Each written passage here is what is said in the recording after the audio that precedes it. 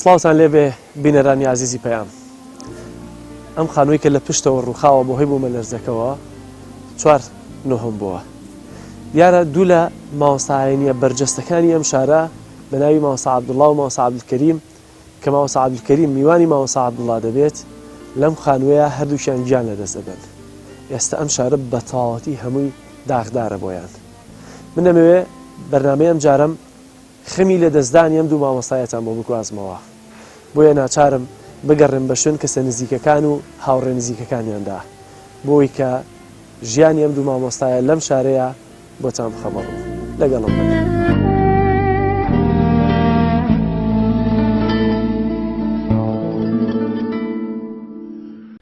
خەم و کۆستەکانی ئەم شارە هێندە زۆرن بەسەر عەشیرەت و خێزان و تەنانەت تاکەکانیش دابەش کراون.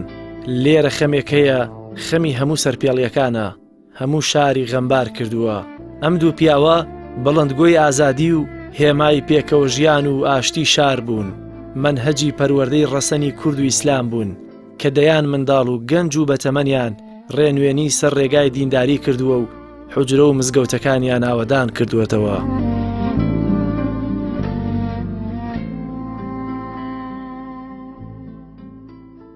بیرەنانی عەزیز، بە پێوە ناونیشانەی کە بە منیان داوە یەکێک لە هاوڕێ زۆر نزیکەکانی مامۆستا عەبدوڵڵا کە لەگەڵ مامۆستا عەبدولکەریمە هەردووکیان لە خانووکای گیانیان لەدەستداوە. لەناو ئەم خێوەتانەیە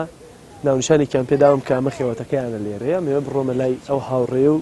لەگەڵەوە زیاتر گفتوگۆ بکەم. لەگەڵم وەرن.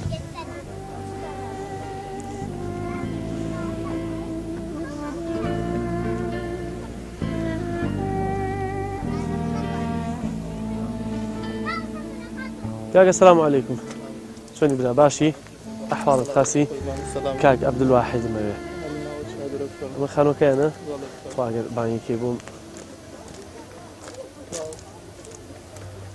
سلام علیکم. سڵاو عەبدولواحید. خاسیت و ئەحواڵت باشی؟ سپاس دەکەم. ئێمە بەرنامەیەکمان هەیە لەسەر هەردوو بەڕێزان مامۆستا عەبدوڵڵا و مامۆستا عەبدولکەریم. دیارە پێیان وتوین کە جەناب یەکێکی لە هاوڕێ نزیکەکانی. ئەگەر بکرێ هاوکارمان بی و هەندێک قسەمان بۆ بکەی لەسەر ژیانی مامۆستا بەڕێزانە.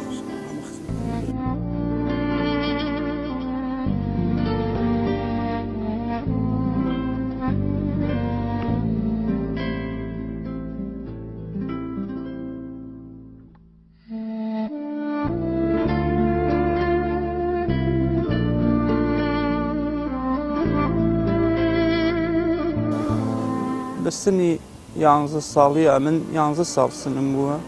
مامۆستاش تقریبا 8 ساڵ سنی بووە تا ئێستا یەکتری ئەناسی. مامۆستا عەبدوڵڵا ئەلیاسی. مامۆستا عەبدولکەریمیش جاروبار لە حوجرەیە گەیەنە سێ یەکتری وەکو مامۆستا عەبدوڵڵا تێکیانەوەم هەمیشە. وڵێ مامۆستا عەبدوڵڵا ئەلیاسی نەمتوانێ یە ڕۆژێش خەوەرم نەوێ لە ژیانمە. لە برایش فرە نزیکتروین لە یەک و لە مودەی ئەم 35 ساڵ ڕەفیقیە هیچ وەخت لە یەک عاجز نەبووین. وەکو برا پێکەوە ژیایی. شەوی بوومە لەرزەکە شەوێکی فرە سەخت بوو. ئەم شارە تەواو دووکەڵ و غوبار گردی و من ماڵی باوکم چون باوکو دایکم پیرە هەر مناڵەکانم لە ناوی ماڵەکە دەرهاوت چون بۆ لای باوکم و ئەوان بزانم ئەوان چیان لێ خۆماوە. وەختێک گەیمە لای ئەوان برایەکی چم بژن و مناڵەکەی جێڵاوە نێ لە ماڵە چوومە دەری ماڵی براکەم و هاتم و چوومە ماڵ خەوەرم ژنەفت هاتمە ئێرە چه هاتم ماڵەکەی مامۆستا ڕووخاوە. وەختێ ماڵی مامۆستا ڕووخادی تەواو حاز لە گیانمان نەما. دەستی مبارەکی وە دەشتەوە مامۆستا دەستم کردە دەستی سێرم کرد چ ڕێگەکانی کار ناکە.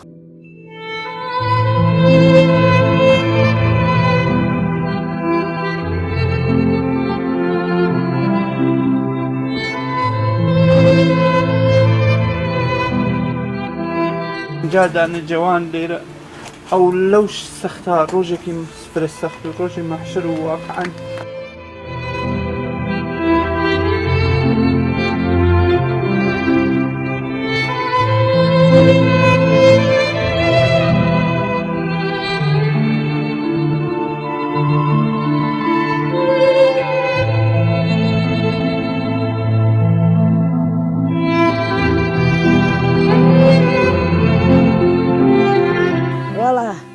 گاردنغازایەوە شیرێ دامە پێ باوکە کە من ڕەزام لێ خواوە بە هەر ساڵ کاتۆ خوای لێ ڕەزە.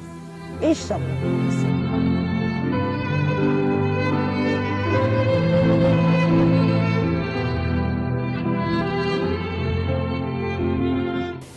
ناوم ڕعنا ئەلیاسیە خێزانی مامۆستا مەلا عەبدوڵڵا یەکێ لە مامۆستایانی بەرجەستەی بێژم شاری سەرپێڵی جەهاوە بەخوای ئێمە تەکەی مامۆستا هێنا زواجمان فامیلی و مێمزای منە مێمزا و خاڵۆزایان وەیەکۆ بعد حدودی 20 ساڵیشە وەیەکۆ زندگی یەکەین بعد از 17 ساڵ خوای گەورە مناڵێکیدا پێمان فرشتێکی ئاسمانی دی خۆی حەزیەکە ناوی کوردی انتخاب کردووەی و ناوی نا ئاکار دی خۆی ئەو نەعلاقی و ئەم ئاکار بۆ نە ڕابطیان سەمیمی و شاید بێشتر لە من هەمیشە جملەیەکەوە دەیوی من ئەتوانم تۆ ئەتوانی بدون ئاکار زندگی بکەی ولی من ناتوانم بدون ئاکار زندگی بکەم ئەو نە پێی خۆشوە حەزیە کرد تکیاوی هەمیشە بعد مامۆستایش بێشتر تەمامی زندگی خۆی و تەمامی وەختی خۆی بێشتر لە خدمەتی مردمەگا و تا لە خدمەتی بێژم خانەوادەگە ئەکسەری شەوەل شاید من وەتەنیایی بوو مەسەن وەتەنیایی لە ماڵاوم ولی ئەو ئەگەڕیا کلاسگەلی ئەدارەوە کرد چون ڕۆژانە کاریان هەست شەوانە مەسەمە ڕۆژ ناتوان ئەمانە بێنە کلاس جوان بۆ جوانەکان وەجیا کلاسی دانا و مەسەن وە تەرتیبی سنی بۆ گشتیان لە شوێنی خۆی شتێکە ماوێ ئەلان منێژم هەم ناوی نیکە هەم ناوی نیکی پەخش بۆ سۆ هەمیشە هەرماگە بۆ مردم هەر نەمردگە و ئەلمی نافعەکە لە شوێنی خۆی ماسوو وها لە تەریقی تەڵەبەگەلێکە هەسوو کەسگەلێکە جانیشینن بۆ ئایندەگان ئینشەڵڵا ئەمە حدودی 1 ساڵیشە ئەمە حدودی 4-5 ساڵی هەست کە گەرم و سەمیمیتێکی ئەم مامۆستا مەلا عەبدولکەریمی موحد کە فرە مامۆستایەکی مخلص واقعا لە نەزەری سنیش و هەتا لە مامۆستای ئێمە سنی خواردتر و لە تەمامی ڕێشی سفید و من خۆم تعجبمەکە لێمە پرسی ئەو نەک خفەتی مردمی خوارد هەمیشە لە فکری مردمەوە و مامۆستا عەبدولکەریمە بعد هەمیشەش دی هاتێکی ئەمەگە و یەکۆ سەرکەشیانە کرد لە بیمارگەل ئەگەڕیان و ماڵگەلی بێبەزاعەتەگە و دوو نەفەری و یەکۆ شەوانە ئەچوون سەرکەشیانە کرد ئەگەڕیان کارگەلێک لە دەستیان باتایان جامیانەدا کارگەلی خێری بعد 1 ساڵیش مرتب لە ماڵی ئەمە هەمیشە هاتن و یەکۆ نوێژیانە خوێند نوێژگەلی سونەت و یعنی ئەو نە نوێژیانە خوێند و یەکۆ من خۆم هەز بۆم جێی سوحاڵ وکەم و چیەکەن بەدەی وێ دوعاکەیم کە وە شەهیدی بچی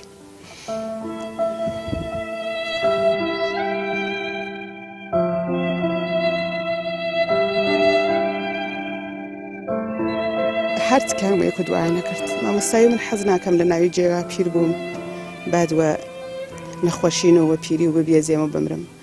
حەزەکەم وە شەهیدی بمرم بچم بۆ لای خوا بەهەشت شادمان بکات و هەمیشە بەحسی بەهەشتیان نەکرد شکر بۆ خوای گەورە بۆ ئەمتحانی گەورە لە هاوردی سەرێ منەگا لە خوای گەورە داواکەم خوا سەبر بداتە من سەبری جەمیل کە بتوانم دووری ئەم دوو عەزیزمە تەحەموڵ بکەم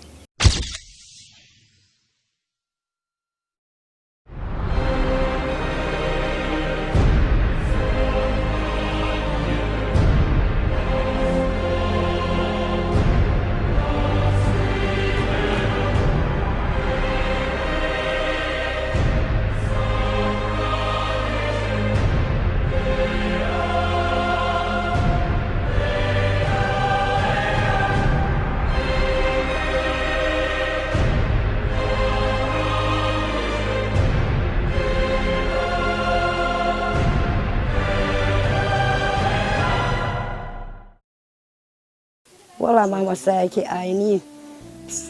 سنهی لە 7 ساڵان 8 ساڵان نیامە مەلایی بەخوا بڕبوونە هینێکی بردیان بۆ ناوی بڕیمە هاوردم و نیامە مەلایەکەوتە مەلای بخوێنە بۆ خۆڕڵە کار و کاسبی بنەرەکە وما قڕوانەکە ئەی خوا کردیوە مەلایەکی عالم و لە دنیاوە دەنگی داوە و خوا لێی سندنی خوا بەش بۆش بە هەر شایی کاتۆ عالەمی خوا ڕەزا لێ هەرینی منەوە بەیانی ڕۆژەوە لە ماڵ دەرەچیت بە سەری فەقیراوە سەری نەخۆشی ناوە سەری بەخوا ئەوەڕیا بەخوا عالەمی خوا لێرە هەرکە لە پشتی سەری نوێژی کردووە بەخوا گشتی باوکە ڕۆیەسی بەراکەم ئاوا من کردمە مەلایەکی ئاوا لە سێرەی ئەو کوڕاو بەسا ئەو کوڕی خۆیە ئەیت تای سەمیان بمەلە ئەرە بەخوا ڕۆژە 3 جار ئەو قلمێنیابانی چاوی وەژێری پێی ماجە کردم ئەرە بەخوا بەخوا زەحمەتی فرە کێشا لێم هێلمە ڕۆڵە گەردن ئازایەوە شیرێ دامە پێ باوکە کە من ڕەزام لێ خواوە بە هەشت ساڵ کاتۆ خوای لێ ڕەزە. مامۆستا عەبدوڵڵای ئەلیاسی لە دوای 17 ساڵ لە پرۆسەی هاوسەرگیری خوای بە بەزەیی کوڕێکی چاوگەشی پێدەبەخشێت کە ناوی دەنێت ئاکار، بەڵام خوای باڵادەست ئاکاریش دەکاتە هاوسەفەری و هەرسێکیان پێکەوە خۆشەویستانیان جێدێڵن. کۆستی شار هێندەی تر قورستر بوو، گەرچی هاوخەمی خەڵک بۆ کەسوکاریان لە ئازاری خۆشەویستانیان کەم دەکاتەوە، بەڵام بە ئیمانی بەهێزیشەوە هەمووان ئاواتی ڕەفتار و ژیان و تەنانەت مردنی هاوشێوەیەوان دەخوازێت کە بە مردوویش هەر جێگایان دیارە و لە دڵەکاندا زیندون. مامۆستا عەبدوڵڵا وازانم زوانی من نەتوانێت تعریفی بکەم. پیاوێک و قەت نەیڵا دوژمنی بێت بە دڵپاکی و زوان پاکی خۆی. شەو ڕۆژ تەلاش و کۆششی ئەمەوە لە ناوی جامعە تەفرەقە و دووبەرەکی نەمێنێت. مامۆستا عەبدولکەریمیش ئینسانێکی فرە دڵگەرم و فرە ئینسانێکی مخلص و پاک و هەمیشە دەستی تەکی دەستی مامۆستایەوە. پێکەوە هەموو کارێکیان ئەکرد بۆ ئەوە برایەتی و یەکێتی و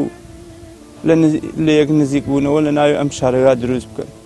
هەرتیان شەبانە ڕۆژ خەم و خفتیان ئەمەوە سوژدەکانیان ئەورد خۆلاسە وەختێک عیبادەتیان ئەکرد دوعایان ئەمەوە مردم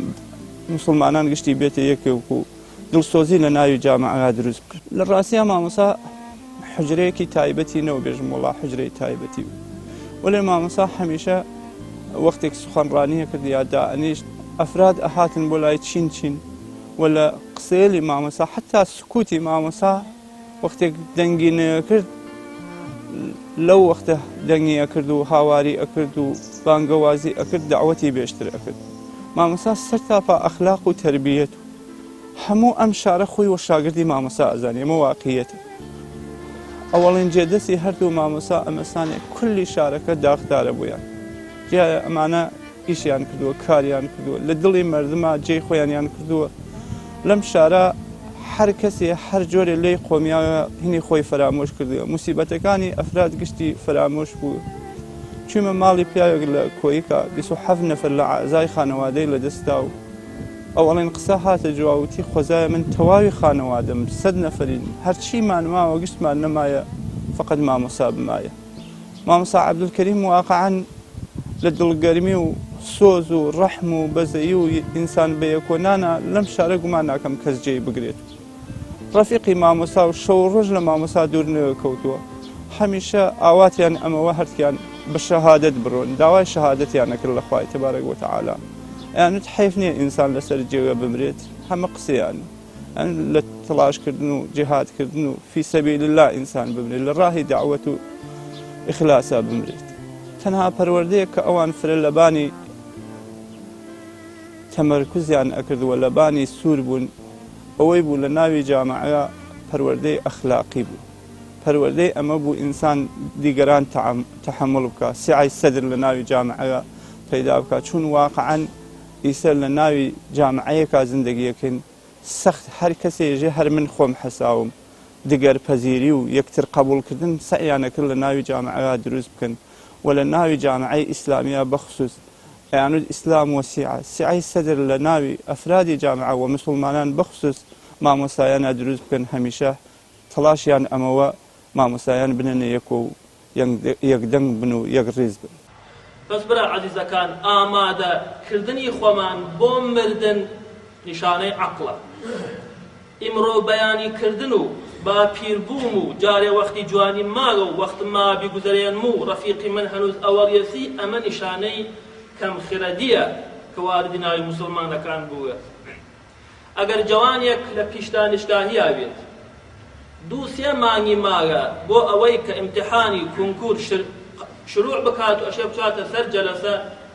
ئایەندەی خۆی ڕەقەم بزانێت و تەعینی بکات. ئایا عەقڵی ئێمە منطقی دائەنێت و معقول دائەنێت ئەمە کە ئەم جوانە بێژە مانگێتر ئەخوێنم و هەفتەیەتر ئەخوێنم و کوڕە وێڕیکە بۆ زەمانێتر و جارێ علاقەم نییە و جارێ وەختی نییە و جارێ حاڵ و حوسڵە نییە دەرحاڵێکە مانگێتر یا دوو مانگیتر ئەشە بشاتە سەر جەلەسە و توانایی خۆی و باری خۆی بخاتە معرەزی نمایش و ئایا عقل ئەمە قبوڵەکات و عاقل حەساو ئەکرێت کەسێک ئیمڕۆ بەیانی بکات دەرحاڵێکە ئیمتیحان و ئازمایشێکی گەورەها لە ئەولایەوە ئەمە خۆشیەتریشی هات یا ئەمە ئەم کاوراکە دوو مانگیتر ئەزانێ ئیمتیحانی هەیە سێ مانگیتری ماگە بەڵام بۆ مەرگ ئێمە ناتوانین بێژین کەی ئەمرین و جارێ وەختمان ماوە و جارێبان نیروی جوانی کە لە وجودمانە خواوە عنوانی ئەمانەت داینیاگە ئیستفادەی مثبەتی لێ بکەین بین لە معسیەت و گوناها خەرجی بکەین دوای ئەوە ئەگەر پیر بووین لە ئاخر و ڕوو ئەەکەینە خوا و عیبادەتەکەین حادثەکە ئێمە هەمیشەوە کە مەسەن یەکێکمان مناڵەکەمانە ورد سەرگەرمانە کرد بەد خۆشیە چوو بۆ کاری مەسەڵەن بۆ کارگەلێکەتەکی مامۆستا عەبدولکەریم ئەنجامیانە داوەیەک و ولی ئەو شەوە من کەمێ زووتر هاتمەوە یعنی زووتر هاتمەوە 10 دقیقە قبل از حادثەکە لە ماڵی باوکم ئاومتەکی ئاکارە هاتمەوە لە دەری ماڵە وەختێک چوونەبان دیم بانگێک لەسەر مامۆستا عەبدولکەریم لە ماڵمانە و دانیشتم من خێراتنیانم کرد و لێ کیف و مۆبایل وە دەستمە و هەنووز دانەنیشتم گەرەکم بچم چایان بۆ دروستکەم بێرم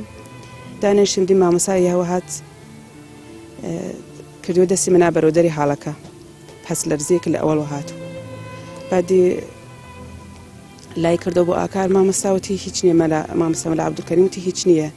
هیچ نییە دی ئەمیش بۆ ئاکار دوو نەفەری هەز ئاکاری کە هاورد و هەرولمە زانی کە من تەکی ئەوانە شاید 20 سانت فاسڵەم نەوگە هەرچکان وە سوورەتێک بێژم بدونە کوچکترین سدایەکیان لەوە بێ هەرچکان وە سوورەتی سوژدە کەوتنەوە ملی مامۆستای خۆمان کەوتە ئەم بێژم پێیوەبانی سەریم ڕانی من و مامۆستا عەبدولکەریمیش لە ئەم تەرەفی چەپی منەوە ئاکاریش لە ناوی باوەشی مامۆستاگە هەرچکان وە سوورەتی سوژدە کەوتن یعنی بعد من ئاوا دەستم کردە ولی ئەم دیوارە بۆ من ئاوا وێسیە بۆ سوورەتێکی یەکجێ مانەیە ئەو دیوارەکە ئەو ئاهنەکە بۆ دایە مەلا عەبدولکەریمەوە بۆ سوورەتی یەک دەمانەیە ئاوا بۆ سەری من وێسیە لەو لەحزەگە لە خوای گەورە داوای فرسەتێکم کرد خوای گەورە فرسەتێکم بدەرێ شاید مەسەن عەبادەتم کامل نەوگە من بتوانم وها بێمە حزوری تو بعد دەستم کردە دەستی مەلاکەریم فۆرن تەواوی کرد و وەلە لە مامۆستای خۆمان بانگم کرد تو مامۆستا دەگم ئەژنەوی بزگەی کەنینێکم بۆ ئاخرین فقط بزگەی کەنینێکم ژنەوت بعد ئەز ئەوە ولی هەرچکان هەمیشە باسی ئەومە کە ژنەوت و یعنی من خۆم قەبڵەن لە مەرگ ئەترسیام ولی ئەم سەحنەی مەرگمە دیگە دی وەیەقین ڕەسیگەم کە مەرگ بۆ ئیماندارگەل وەکی ئەوەسە کە بۆی گوڵێ بکەن واخەن وەختێژێ کە قیلە لەهم ئودخل الجەنە واقعا من ئەمە بۆ چاوی خۆم دی هەرچکان کوچکترین ئەم سیانە لە ئەوە خودی ئاکار گوڵێکی بەهەشتی و ئەوە شاید خوا کردیەوە وەسیلەیەکە منیش وتەکە ئەوە نابووەتە بەهەشت ئینشاءالله قصر شیرینم بیا ویرانه سەرپۆڵە زەهەو لە خاک یەکسانە کرند و شابە سیە چیرۆکی ژیانی مامۆستا عەبدولکەریمی موحید و مامۆستا عەبدوڵای ئەلیاسی لە شەوی بوومە لەرزەکەوە دەست پێ دەکات ئەو کاتەی قەدەر لە ماڵی مامۆستا عەبدوڵڵا کۆیان دەکاتەوە بۆ ئەوەی کۆتایی ژیانیشیان هەر پێکەوە بێت مامۆستا عەبدولکەریم موحید و مامۆستا عەبدوڵای ئەلیاسی پێکەوە لە ڕێگەی مزگەوت و حوجرە و ماڵەوە سەرقاڵی پەروەردەی ئیسلامی و خواپەرستی بوون بە چەندین پرۆژەی جیاواز خزمەتی خەڵکیان دەکرد وتنەوەی وانەی پەروەردەی ئیسلامی و فێرکردنی قورئان و وتاردان لە مزگەوت و بۆنە جیاوازەکان و بەسەرکردنەوەی هەژار و نەخۆشەکان هاندانی خەڵک بۆ پێکەوە ژیان و هێنانەکایی ئاشتی و تەبایی لە نێوان کورد و فارس و شیعە و سوننە وایان کردبوو خۆیان لە دڵی هەموو تاکێکی ئەم شارەدا جێ بکەنەوە. چیرۆکی ژیان و مردنیان هەر وەکو یەکە، پێکەوە خزمەتیان دەکرد و پێکەوە دەجوڵانەوە و پێکەوە مزگەوت و حجرە و خەڵک و شاریان هۆگری خۆیان کردبوو کە دوجاریش مردنیشیان هەر پێکەوە بوو. باوکم 5 فەرزە لە مزەوتا شەوانەیشتر سەعات 3 4 شەو هەڵەسا شەو نوێژی خوۆن تا نوێژی بەیان نوێژی بەیانی ئەچێ مزەوت تر ئەخافتۆ تا سەعاتی 8 هەڵەسا ئەتر مرکزی نوکاری ها لە ئێرا ئەچێ ئەوێ تا دەوری 12 ئەتر ئاو بۆ مزەوت و تر شەوانە لەگەڵێمەوە هەمیشە زەنگ و زەنگکاریت زەنگێدا بۆ فەقیر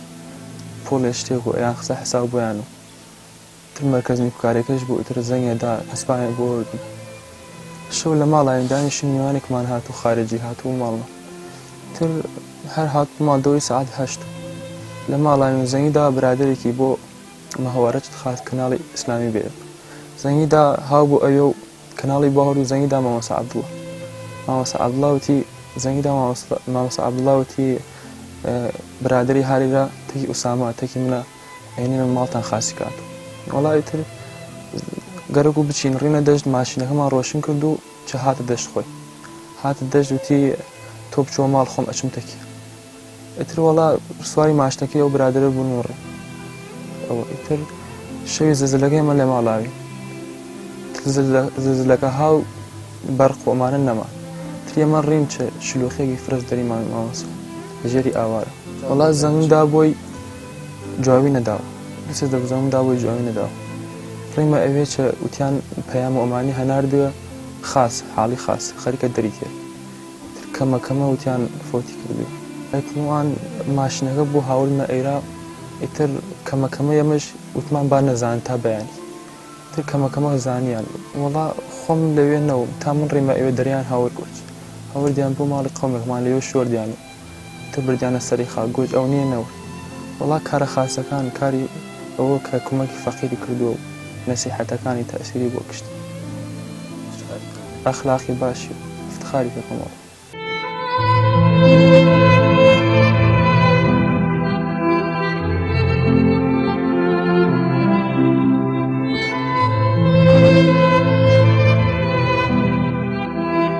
جادانە جوان لێرە ئەو لەو سەختا ڕۆژێکی فرە سەخت و ڕۆژی مەحشەر و واقعەن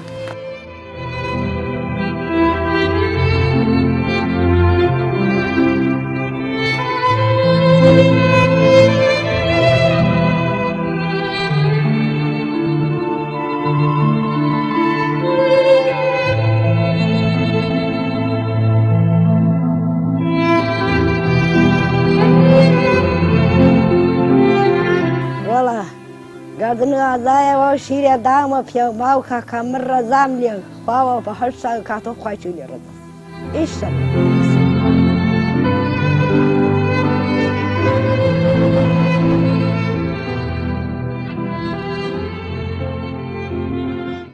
والله ئیسا هەر کەتێ بۆ لای من تاجوب بەکە یعنی ئەوان لە من بێشتر داغدار ئەوان لە من بێشتر فرە ناڕەحەتن نێژن ئێمە مامۆسامان تەمامی شار مامۆسایان لە دەستداگە ئەوە دی شیرینی ئاکارێش بەجێ خۆی کرد و ئەندازەی بێژم شاید کەمتر لە مامۆسا جێی نەگرتێ لە دڵی گشتێگە ئەمە شاید خاستی خوای گەورە وەها ئەو نە ئەم هەم باوکی شیرین کرد و هەم ئاکارێش لە ناوی خۆی واقعەن ئەو نە عەزیزی کردو لە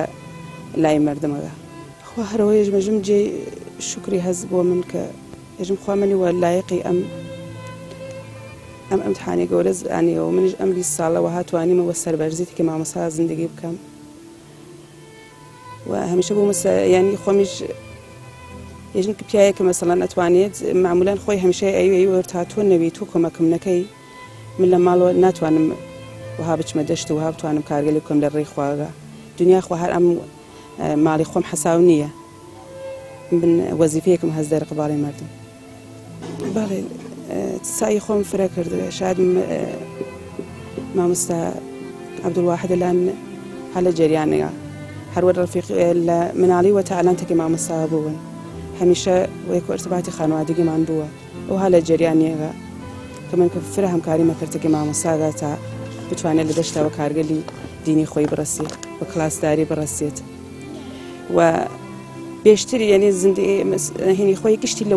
وەقفە کرد بێ ئەسڵەن حوبی دنیاینەوە یعنی ئەلان مامۆستا تەنیا شتێک لە ئەسمیا و ماشینەکەیکە لە ژێری ئاوارە ماوەسە هیچ شتێکی نییە کە ئەلان لە ئەسمی وە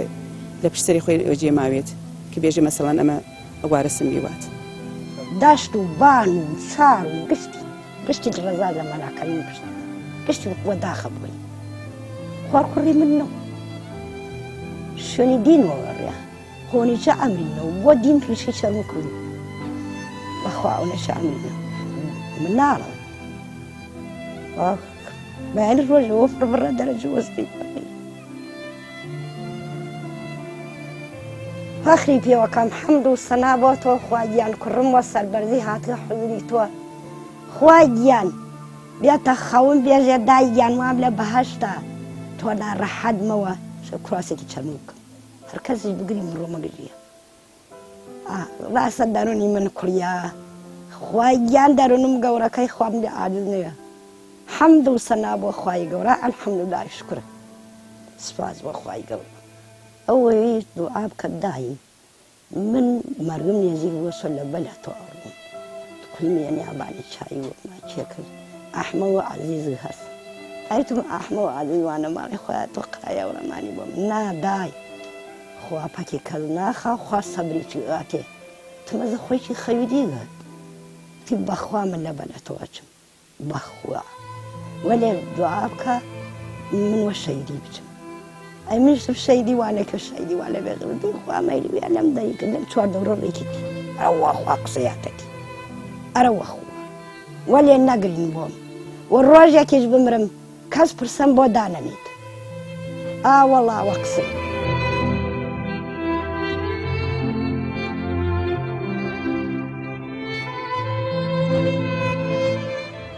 ئائسا خەوەرمان پێ بدەن بێژن براتان مردووە دایکتان مردووە باوکتان مردووە یا توجارەتەکە ئەوەنەیە فلانە کەس لە شەریکی یا زەرەر کردم جا بزانە توانین لە مزگەوتە دانیشین ناتوانین دانیشین چونکە مادەس دڵ و دەرونی تەواو ئاوداوە وەختە ێژن ئەوەنە پوڵ زەرەر کرد فەوری دڵ ئەنیشێتە هەشۆکۆ ناڕەحەت ئەوی ئەلەرزی سیستمی بەدەن و تێکە خوا و نەوعی قسەکردنی چوو ئەگۆڕێ یا بێژن کەسێک مردووە هەمان شێوە دەیخۆ نوێژی بەیانی ئەڕوا چۆن تێک ناخۆی چۆن نالەرزی گوناه ئەەکەی تاوان ئەەکەین بێئەدەبی ئەەکەین بێشەرمی ئەەکەین لە حوزوری خوا جەل جەلال و غەیبەت ئەەکەین دووزواری ئەەکەین ئەمانە کشتی هەست لە ژیانمانە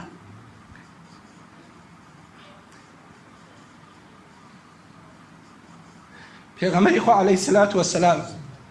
لە شەو دەرەپەڕیە چوو بۆ قەورسان نایەژم وازە ژیان و زندگی بێرین بچین لە قەورسانە ژیانمان بۆی نەسەر بەڵام دنیای ئیمڕۆ کارەی کرد و مادیات دین ئەو تام و لەزەتێ نییە ینی هەموو کەسەیسا گلەیەکە کشتان وەرگلەی ناکەین ێژین بۆ ئەمانە پیاهاتێ ئەوە چییە بۆ واینە بۆ دڵمان گەرم نییە بۆ چاومان فربێسکی نەماوە کشتان گلەی ئەەکەین بەڵام گەن خەریکین خاص خەریک نییەین پێغەمبەری خوا عەلەیهی سەلات وەسەلام وەحی بۆ تێتە خوارد شەو دەرەپەڕێ چوە بۆ قەورسان لەوێ دوعاکە بۆ موسڵمانان لە تەکی خوا ئەرتباط بەرقەرار ئەکا ئەگری و دەمی گریانەوە تێتە بە ناوی جێگەکەی خۆی حەزرەتی عوسمان ئەچواتە ناوی قەورسان وەختێ سەیر ئەکا تێر تێرێ ئەگری ڕیشی مبارەکی تەواو تەڕ ئەوێ فەرمێ ئەوەلین مەنزلەتێکە لە ئاخرە دەمە لە قیامەت ئەوێر هەرکێ نەجاتی لێرە بە لە بەقەیکی نەجاتی وێ نەجاتی نەوەی وە حاڵی ژیاننامەی هەر گەورە پیاە خوێنی تۆ هەر ئەسحابێ هەر دۆسێکی وخوا خوێنی تۆ وەختێک کەوتە سەر فکری ئەم سەفەرەوە ئەسڵەن ژیانی لە دەستدا ئەسڵەن نەیتوانیە بخەفێ قەسرشی